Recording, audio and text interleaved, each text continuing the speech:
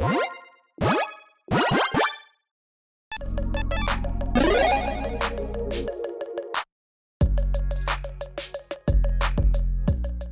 everyone, Mitch coming in from not the spoiler season. Well, I was gonna say not the Commander's Core studio. There we go. And it is also not the spoiler season because it is leak season right now. Apparently, there we go. All right, it's early. Can you tell? So basically, there have been some leaks yet again. Yeah, real surprise, right? It just seems like every spoiler season, at least the last couple years. I think really starting with like the Return to Kamigawa, essentially, right? That was just, yeah, Neon Dynasty. There was an absurd amount of spoilers, and now it's just kind of not expected, but you're not surprised when you see leaks coming out essentially before spoiler season. So yeah, the other day, we got some leaks. I think it was yesterday. This is early in the morning right now. We're recording. Regardless. There's some crazy ones. There's some absolutely crazy leaks. These have not been officially confirmed, but they look incredibly legitimate. So let's jump into one. And yeah, you can determine if you think this is real or not. Here we go. Stroke of Midnight. And I will say again, this is just from a picture that was a lot of cards out there. So I just kind of cropped them away and they're a little crooked. Okay. But yeah, it's not like I took the image off the Scryfall. So there you go. That's why it's crooked. Regardless, Stroke of Midnight. Instant for 2 and a white. Destroy target non-land permanent. Its controller creates a 1/1 human creature token. Okay. This, I mean, you can argue all you want in the comments below. I typically don't like to call something a staple. It's like, oh, I guess I can call things staples. I like to call things staples. That's fine, I guess. Auto includes what I like to call. I don't like to call things auto includes, but this is one of the cards that's just like, it's very, very good. It is going to be a card that is going to see an absurd amount of play. When it comes to cards that, well, destroy, again, this destroys basically anything except for lands. Typically, when it comes to cards that are like destroy a permanent, it's nice to have the flexibility to take out a land. Again, if it's like a Gaia's Cradle, yeah, you want to take that out. But if you could give up any permanent to destroy, it's probably, well, battles these days, probably because they're not as common, obviously, but like, it's typically a land that you're like, yeah, I'm not going to go destroy that land. That's fine. In Commander, typically, land destruction is just frowned upon anyways in general. But, yeah, your main threat on the board isn't going to be an island. I mean, it might be. But it's not going to be an island or a forest, typically. Yeah, Gaia's Cradle, yes, a huge threat. That being said, yeah, that's okay. I can deal with anything else on the board. Instant speed for 3 mana. Any other permanent on the board, and that is huge. And yeah, there's a trade-off. A very slight trade-off, a very tiny, like most minuscule trade-off that you could have other than giving them like a blood token or something. Hey, you get a 1/1 white human creature token. Good for you. Here's a tiny creature that will do absolutely nothing. Now, obviously, if you're playing against like an aristocrat deck, sure, they can utilize that. But yeah, for the most part, this is just, hey, have an insignificant creature that doesn't matter at all. Now, obviously, there's some comparable cards to this one. We'll talk about exactly how popular I think this one's going to be. I think it's going to be very popular, incredibly popular. Again, it's got a huge amount of potential. It is an uncommon. I don't think it's going to be within my budget. I hope it is going to be within my budget. Depends, I guess, on how well this set sells. But yeah, I really hope this can be within my budget. It's a fantastic removal spell. It's an incredible removal spell. It's going to be a staple in my opinion. But yeah, when it comes to a card like this, typically the price is going to go up before we see a reprint that'll hopefully knock it down.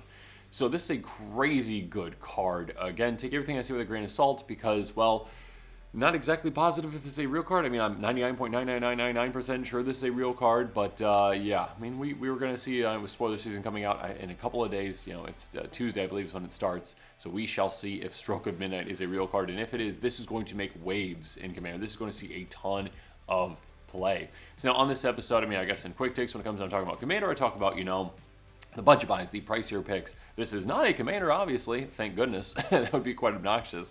But yeah, let's just talk about some cards that are, well, this is reminiscent of and just kind of examples of, yeah, kind of just where this one's going to land on the popularity scale. I mean, the first one that came to my mind, of course, is Beast Within. I mean, I guess technically there's another one as well. We'll get to here in a second. But basically, OG is Beast Within, right? This card is, well, an incredibly good card. An instant for 2 and a green, destroy target permanent's controller creates a 3/3 green beast creature token. This card is so good. This card is fantastic removal in green. Again, this can take out anything, including a land. That being said, again, the trade-off is that you give them a 3/3. Whereas the new one is you can take out anything but a land, and the trade-off is a 1/1. So obviously, 2 power, 2 toughness, smaller. So a 3/3 isn't that big of a threat, but it's still a bigger threat than a 1/1, obviously. And no, I guess the question is the trade-off worth, okay, I don't get to destroy land? I guess when you look at, if you keep casting your Beast Within, you just keep keeping track of what you're actually destroying, I'd say probably more than 90% of the time, well more than 90% of the time, you're not destroying a land. You're probably destroying anything else other than a land and giving them that 3/3. So in most situations, this new card's going to be more effective. Now, are there going to be those situations where you really wish Stroke of Midnight could get rid of that Gaia's Cradle? Yes, there's going to be those situations. That being said, those are going to be few and far between compared to the times where you're like, oh, I really need to get rid of that, I don't know, giant creature on the board and give them just a 3/3 instead. So yeah, this is a crazy good card. This one sees play in 43% of eligible decks. That is an absurd amount, making it the 6th most popular card in Commander when it comes to percentage of play, again, based on possible decks. So yes, the potential for Stroke of Midnight is basically 6th place.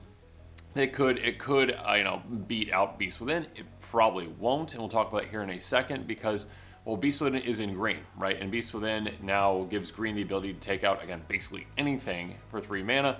White is already a color that is very good at removal, and when it comes to that, well, we got essentially Beast Within in white with Generous Gift, which is probably what Beast Within probably should have been originally anyways. An instant 4/2 in a green, destroy target permanent's controller, creates a 3/3 green elephant creature token. Now, why is that green? I don't know. I mean, why'd they make it an elephant? I don't know. But it's a 3/3. Could have been, I guess, any other kind. It could be like a 3/3 giant. I don't know, something in white. But yeah, basically, you are, again, doing the exact same thing. Obviously, this card was just kind of copy, paste, Beast Within, here you go, in white, essentially. This one currently sees play in 25% of eligible decks, so less than Beast Within, yes. It is still the 37th most popular card. So again, that's kind of like where this range of Stroke of Midnight is going to be most likely. That being said, Generous Gift might go up even further because it was just reprinted at Common and in Commander Masters, so its prices tanked quite a bit. And now is again budget friendly for me, which it hadn't been for a long time. So it's, its percentage of play might go up even further. Again, it is in white, which already has a lot of other removal spells. That being said, yeah, it's a very good one in white. Obviously, sees play in a ton of decks, and now Stroke of Midnight is going to as well. Again, the trade-off is, hey, you can't target a land, you can't destroy that land, that Gaia's Cradle is going to still be there, but you're just giving a 1/1 instead. And again, the vast majority of the time, over 90% of the time, I would say, that's going to be fine. That's going to be like, yeah, I was targeting something else anyways. Here, have a smaller creature. It's going to be better in those circumstances. So, yeah. If I had to guess, again, depending on what the price of this ends up being, it is an uncommon, Stroke of Midnight. It could be, well up there. It could be in the top 20, potentially. I mean, will it get there again? Generous Gift is probably around more so where it's going to be around, like, the 30s, probably, maybe 40s as well. So we shall see just how, close Stroke of Midnight gets to, just one of the most popular cards out there. Moving on. Another one we've got more recently, we've got Void Rend as well from Shoots New Capenna. An instant for, again, 3 mana. This one, though, very specific color combination. White, blue, black. Spell can't be countered, destroy target non-land permanent. So this one, again, has that trade-off. There is, you can't destroy that Gaia's Cradle. You cannot destroy the Gaia's Cradle. It has to be a non-land permanent. Now, you're not giving that opponent anything, and also the spell can be countered, but it is a more restrictive casting cost, a much more restricting casting cost, and it can only be played in decks that have the Esper colors. So yeah, much more restrictive, not as applicable to a lot more decks out there, whereas Stroke of Midnight's going to see a lot more play because, well, a lot more decks have access to it. So there you go. Moving on. Maelstrom Pulse. This one, again, there is another trade-off. For 1 black and a green, destroy target non-land permanent and all their permanents with the same name as that permanent. So this one gives you that, okay, you can destroy a non-land again. It can't be Gaia's Cradle, but anything else, and destroys everything else with that same name. So I guess against tokens in Commander, essentially, or, Shadowborn Apostles, that kind of thing, I guess. This could be applied, but the important thing here is, and the huge thing is that is really holding this one back, is this is a sorcery speed card. So that is massive, not being able to be more flexible, not being able to react. This is sorcery speed, and that is a huge, huge knock against it compared to, again, something like Generous Gift, compared to Beast Within, compared to now Stroke of Midnight. Moving on, Mythos of Necro. This one is at instant speed. Again, 3 mana. Destroy target non-land permanent if it's a creature, or if green-white was spent to cast the spell. So again, this one has more flexibility where it's like, okay, yeah, you can destroy a creature. Cool, again, non-land still. You can destroy a creature for just 3 mana. 2 in a black, so less restrictive casting cost, but if you pay that more restrictive casting cost of, again, basically green, white, black, then yeah, you can destroy any non-land permanent, and there's no like, hey, I give you a 1/1. But again, it has a more restrictive casting cost to do that, so keep that in mind. And again, yet still, like Stroke of Midnight, cannot target a land. Next up, Erupt Decay, yet another one that's a very fantastic piece of removal. An instant for even less, just black-green. It can't be countered by spells or abilities, so again, can't be countered. That's pretty great. Destroy target non-land permanent convert mana cost 3 or less, so again, even more restrictive, but again, it's just 2 mana instead of 3. In speed can't be countered, but yeah, it is more restrictive where it's like, yeah, you can get rid of a non-land permanent, so again, not Guy's Cradle, and then also has to cost 3 or less. And in Commander, yeah, most of your big threats are probably, most of your threats in Commander are probably going to be a little bit bigger than that. Not all the time.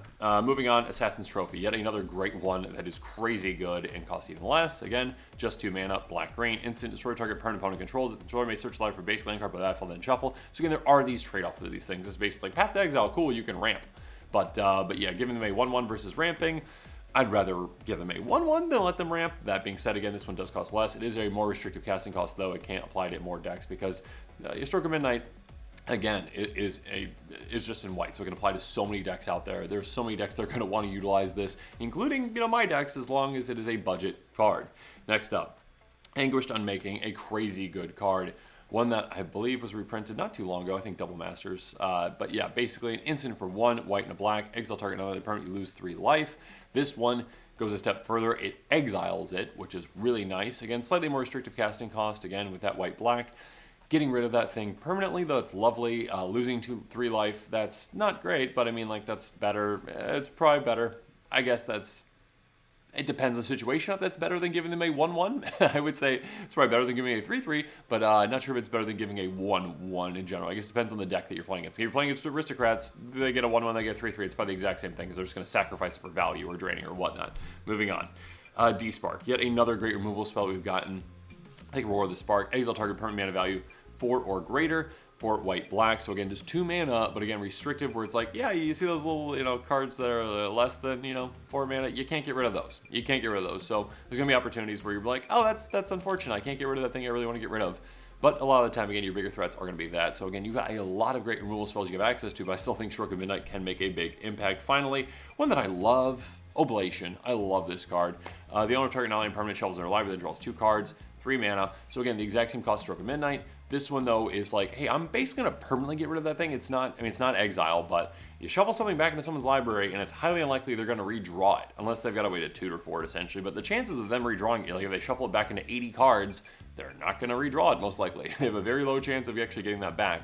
Now, they do draw 2 cards for that, which is a huge trade-off. That being said, there's definitely circumstances where you're like, yeah, that they have an Eldrazi in play. I need to get rid of that and get rid of it permanently, essentially. And I'll trade whatever to get rid of that. So giving them 2 cards, not that big of a deal compared to what the card is. On top of that, this is flexible where you can actually use it on your own things to draw cards if you are desperate and need to. So keep that in mind.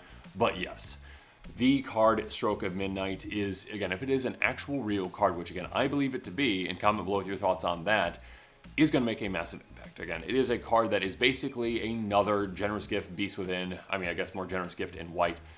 Basically, again, the trade-off is, hey, you can't take out that guy's Cradle, but you're only giving them a 1-1 instead of a 3-3. So most of the time, again, you're not caring about taking out lands. The vast majority of the time, is it nice to have that flexibility? Absolutely. But most of the time, you don't care about taking out a land. And this is giving them an even weaker card in return. Again, a 1-1 instead of that 3-3. So yeah, I think it's going to be crazy good in Commander. I think it's going to see a ton of play. Again, won't see more play than Generous Gift. I'm not sure. Won't see as much play as Beast Within. No, probably not, because again, green doesn't have that. I mean, it's got a lot of removal. It doesn't have that same sweet removal that white does. So there you go.